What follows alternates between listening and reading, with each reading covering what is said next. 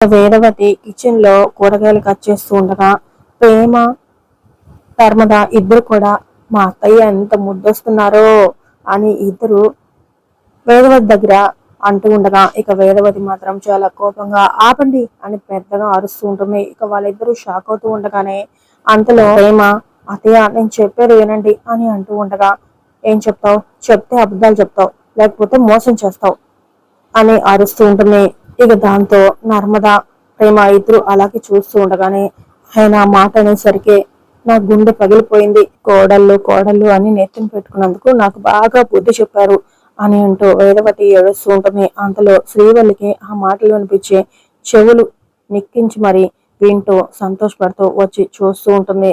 ఇక నర్మద అది కాదత్తయ్య నేను చెప్పేది వినండి అని అంటూ ఉండగా మాట్లాడకు, అసలు ప్రేమ ఇలా తయారవడానికి కారణం నువ్వు అస్సలు మాట్లాడొద్దు, అసలు మాట్లాడొద్దు అని వేదవతి ఏడుస్తూ ఉంటుంది.